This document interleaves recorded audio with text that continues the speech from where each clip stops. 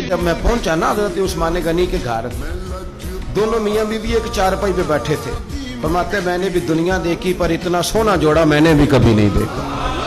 آپ فرماتے ہیں کبھی میں سیدہ رقیہ کی جانب دیکھتا، کبھی حضرت عثمان غنی کو، اور مجھے بھول ہی گیا میں کس کام آیا ہوں. مجھے بھول گیا، میں محو ہو گیا. کہتے ہیں کہ وہ حضور کے داماد اور شہزادی کو دیکھ کے میری نظریں ہٹتی ہی نہیں. کہتا جب میں دیر تک دیکھتا رہا تو عثمان غنی مسکرائے، فرمانے لگے اسامہ کدھر آئے تھے یار؟ تو جیسے بندے کی آنکھ کھل جاتی ہے. میں نے کہا جی میں سالن دینے آیا تھا. کہتے ہیں میں نے پیش کیا. جب میں واپس گیا سارے رستے پروگرام بناتا گیا کہ عرض کروں گا یا رسول اللہ، یہ چاؤ ہوتا ہے نا، یہ چاؤ ہوتا ہے. گاؤں میں کسی کی بارات آتی ہے تو پرانی عورتیں جو ہوتی تھیں وہ دولہا دیکھ کے کہتی تھی اللہ نے بڑی سونی جوڑی ملا دی. کیا بات، یہ ایک چاؤ ہوتا ہے، شوق ہوتا ہے.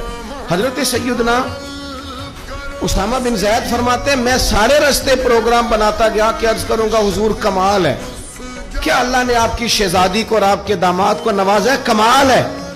کہتے ہیں میں پروگرام بناتے جا رہا تھا لیکن جیسے ہی میں پہنچا حضور کے حجرے میں قدم رکھا مجھے بتانا ہی نہیں پڑا. حضور مسکرا کے فرمانے لگے اسامہ میری بیٹی اور میرے داماد کو دیکھا؟ یا رسول اللہ دیکھا. فرمایا اتنے سونے لوگ پہلے بھی کبھی دیکھے؟ میں نے عرض کی حضور نہیں، میں نے پہلے. کیا بریلی کے امام کا انداز ہے. فرماتے ہیں تیری نسل پاک میں ہے بچہ بچہ نور کا، کیونکہ تو ہے عین نور تو تیرا سب گھرانہ ہی نور کا. حضرت عثمان غنی رضی اللہ تعالیٰ اور جناب رقیہ خوبصورت ترین. اچھا